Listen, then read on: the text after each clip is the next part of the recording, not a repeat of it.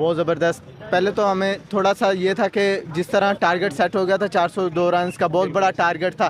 पहले पाकिस्तान ने अपनी क्रिकेट हिस्ट्री में नहीं 400 रन बनाए थे, तो हमें ये लग रहा था कि नहीं टारगेट चेज़ कर पाएंगे। लेकिन फ़खर जमान वाहिद एक प्लेयर था जो आपने पहले भी देखा, उसे जब पिंक डे मैच हुआ था साउथ अफ्रीका के अगेंस्ट, वो अकेला 350 रन चेज से 193 उसने किए थे। 193 रन किए थे कि पूरे वर्ल्ड कप 11 से लेकर 23 के वर्ल्ड कप तक अभी तक 8 छक्के हैं। ऐसा ही 3 वर्ल्ड कपों में 8 छक्के थे, और उस अकेले बंदे के इस मैच में न्यूजीलैंड वाले में 11 छक्के हैं, उसमें बांग्लादेश वाले मैच में 6 छक्के हैं। और वो ऐसा बैट्समैन है, आप उसके सामने 500 रन भी रख दोगे ना तो वो जानता है कि मुझे 250 की स्ट्राइक रेट से खेलना है, मुझे वो शुरू से ही अटैक कर देता है।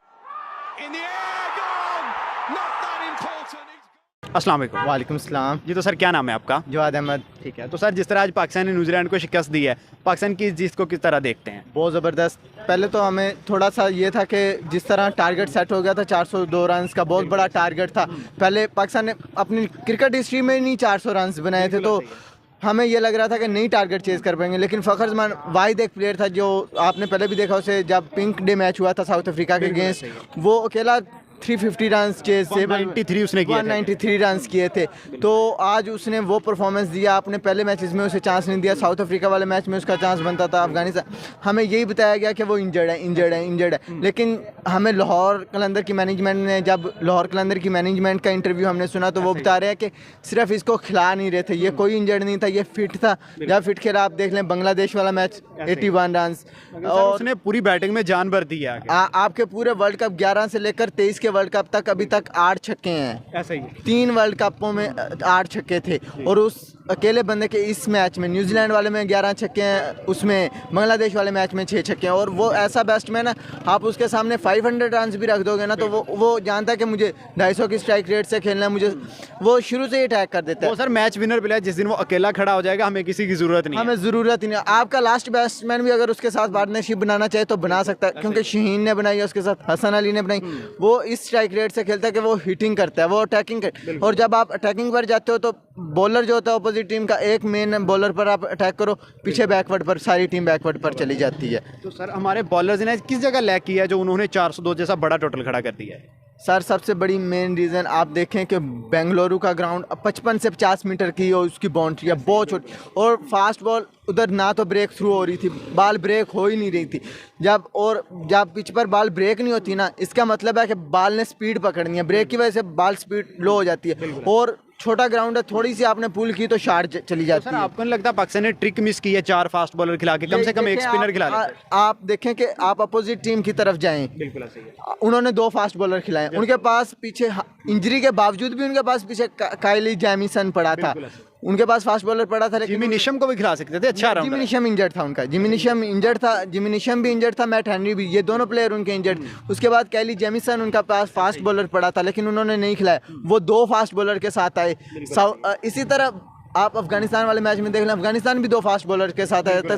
स्पिन आप एशियन कंडीशन में खेल रहे हो, तो एशियन कंडीशन का यही मसला है कि जब आप एशियन कंडीशन में खेलते हो ना तो आप स्पिनर ट्रैक के साथ ज़्यादा जाते हो।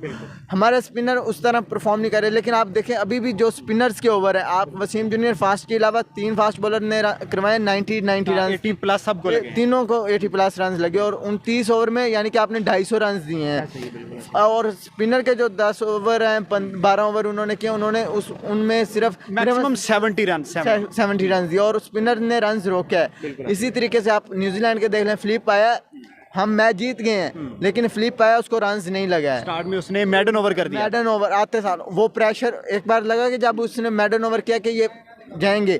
उसके बाद ये फ़खर का अभी रिसेंटली जो 25 ओवर गुजरा है जिसमें उसने रन्स किया है, उसमें उसने 3 छक्के लगाए हैं, तो हम मैच आए हैं। क्योंकि एक बार हम फिर बैकवर्ड पर जाने लगे थे, जब उन्होंने स्पिनर अगेन लगाए तो हमारे बैट्समैन लूज कर गए थे। क्या हम तो सर बाबर आजम की कैप्टनसी को किस तरह देखते हैं? पूरे टूर्नामेंट में उन पर बड़ी तनकीद हो रही है, आप समझते हैं कि वो कैप्टनसी में कोई मसला उनसे हो रहा है, जो उनसे प्रॉपर बॉलर रोटेशन नहीं हो रही या टीम पिक नहीं हो रही?